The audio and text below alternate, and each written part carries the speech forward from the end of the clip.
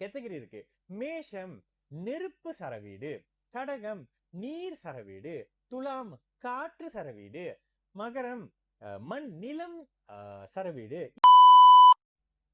வணக்கம், நான் உங்கள் விக்கி ப்ரோஸ். நமக்கு ஜோதிட ஞானத்தை வழங்கிய ஆதித்ய குருஜி ஐயா அவர்களுக்கு நமது நன்றிகள். அதே வேளையில் இது ஒரு ஜோதிட விளக்க வீடியோ, விருப்பம் உள்ளவர்கள் தொடர்ந்து பார்க்கலாம். நமது விக்கி ப்ரோஸ் அஸ்ட்ராலஜி சோசியல் மீடியாவை ஃபாலோ பண்ணியிருக்கக்கூடிய அனைத்து தோழர்களுக்கும் நமது நன்றிகள். ஒரு கேள்வி. வணக்கம், சரசிர வீடு என்றால் என்ன? ரொம்ப சிம்பிளான கேள்வி, ஜோதிடத்தினுடைய அடிப்படையான சில கேள்வி. ஓகே, சரவீடு, ஸ்திர வீடு, உபய வீடு. சரவீடு என்றால் ஓடிக்கொண்டே இருக்கக்கூடிய வீடு. ஸ்திர வீடு என்றால் நிலையாக ஒரே இடத்துல இருக்கக்கூடிய வீடு. உபய வீடு, உபயம் என்றால் ஓடிக்கொண்டும் நிலையாகவும் இருக்கக்கூடிய வீடு. இது தாங்க சர ஸ்திர உபய வீடு. இதுக்கப்புறம் இதெல்லாம் ஆண் வீடு, பெண் வீடு, நீர் வீடு, நெருப்பு வீடு, அப்படி இப்படின்னு வரும். சரி, இதுல சரவீடு அப்படின்னு சொல்லும் பொழுது உங்களுக்கு ஜோதிடத்தினுடைய 4 பில்லரே அதுதான். இந்த காலபுருஷ தத்துவத்தினுடைய 4 பில்லர் என்னது? மேஷம், கடகம், துலாம், மகரம். இந்த 4 வீடுகள் வந்து சர வீடுகள். அப்ப ஸ்திர வீடுகள் அப்படின்னு வரும்போது ரிஷபம், சிம்மம், விருச்சகம் இதுன்னு வரும், கும்பம்னு வரும். ஓகேங்களா?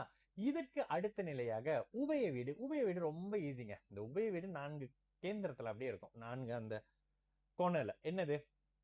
மிதுனம், கன்னி, தனுசு, மீனம். இந்த 4 வீடுகள் உபய வீடுகள். இதெல்லாம் நம்மளுடைய ஜோதிட நுண்ணறிவு அப்படின்ற அந்த இதுல வந்து ஆரம்ப காலத்துல இது ஸ்டார்ட் பண்ணி 1 இயர் கூட இருக்கும், 1 இயர் கிட்ட.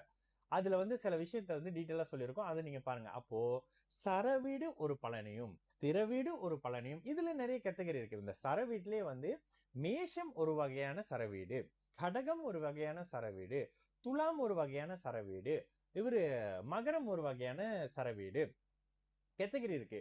மேஷம் நெருப்பு சரவீடு, கடகம் நீர் சரவீடு, துலாம் காற்று சரவீடு, மகரம் மண் நிலம் சரவீடு. இதெல்லாம் பலன் சொல்ல தேவையா? இதெல்லாம் பலன் சொல்ல தேவை, இதெல்லாம் தேவை.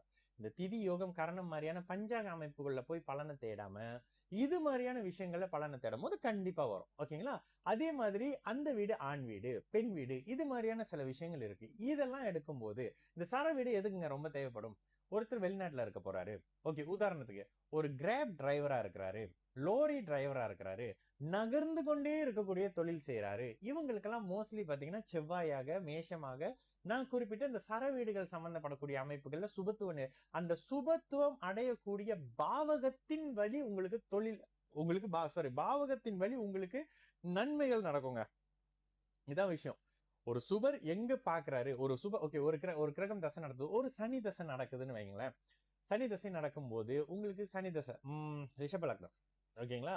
ரிஷப லக்னம் கும்பராசி. ஆமா, நீங்க அப்போ ரிஷப லக்னத்துக்கு குரு தசையை விட சனி தசை நல்லா இருக்கும். அப்ப சனியினுடைய வீடான 9, 10ஆம் பாவகங்கள் எந்த அளவுக்கு சுப வலிமை பெற்றிருக்குன்றதை வைத்து சனி தசை உங்களுக்கு பலன் செய்யும். அதே மாதிரி ரிஷப லக்னத்துக்கு 9, 10ஆம் அதிபதிகளினுடைய வீடு எந்த அளவுக்கு பலவீனமா இருக்குன்றத வச்சு உங்களுக்கு சனி தசை நடத்தும். இதுதான் அந்த சர வீட்டினுடைய, ஸ்திர வீட்டினுடைய, உபய வீட்டினுடைய தன்மைகளை சொல்லக்கூடிய இடம். அப்ப இந்த இடத்துல இந்த மாதிரியான அமைப்புகளை பார்த்து நீர் வீடா, நில வீடா, கன்னி வீடா, கண்டுபிடிக்கக்கூடிய வீடா, அறிவு வீடா, அழகு வீடா, இதெல்லாம் சேர்த்து வச்சுதான் சில விஷயங்கள் உங்களுக்கு பலனாக வரும். இவ்வளவும் கம்பைன் பண்ணி சொல்லணுமா? இவ்வளவும் கம்பைன் பண்ணி இவ்வளவும் மைண்ட்ல வச்சு பலன் சொல்றவர் தாங்க ஜோதிடர். அருள்வாக்கு சொன்னா ஒரு பேர் சாமியார். சரிங்களா? நான் உங்கள் விக்கி ப்ரோஸ். நல்லது நடக்கும், எல்லோரும் நல்லா இருப்போம். வணக்கம்.